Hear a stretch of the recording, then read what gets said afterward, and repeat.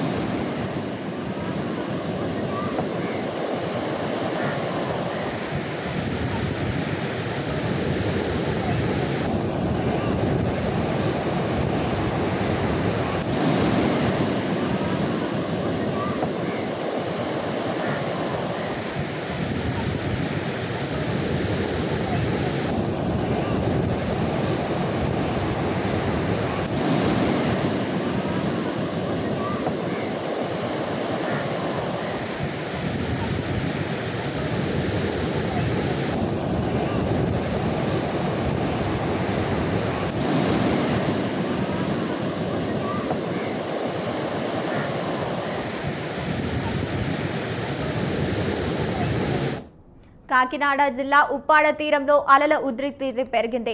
ఈ రోజు కొత్తపల్లి మండలం మాయపట్నంలో వరద ఉద్రిక్తత విరుచుకుపడుతోంది. రైట్, ఇక ఇదే అంశానికి సంబంధించి మరింత సమాచారాన్ని మా correspondent Naveen Raj phone in ద్వారా అందిస్తారు. నవీన్ రాజ్, చెప్పండి.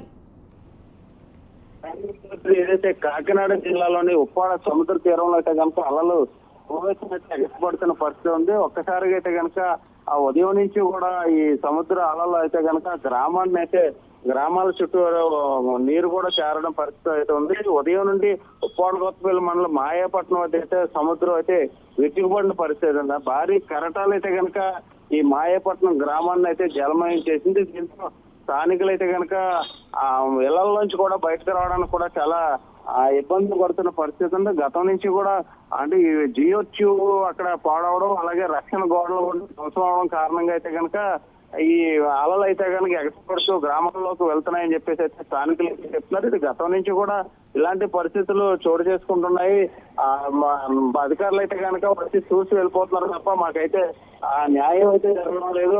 ఇప్పటికే చాలా ఇళ్ళు అయితే కనుక ఇక్కడ మునిగిపోయే నేలమట్టమైన పరిస్థితి కూడా ఉంది. ప్రతి ఏటా ఇదే పరిస్థితి అయితే కొనసాగుతుంది చెప్పి స్థానికులు అయితే ఆవేదన వ్యక్తం చేస్తున్నారు. అయితే ఒకసారిగా అలలు అయితే రకాశాలలో వేగంగా చూసుకొచ్చి గ్రామాలపై పడ్డొస్తే ప్రజలతో కనుక కోట గుర్రాలతో పాటు చాలా ఇబ్బందులు అయితే పడుతున్నారని చెప్పేసి ఆవేదన వ్యక్తం చేస్తున్నారు.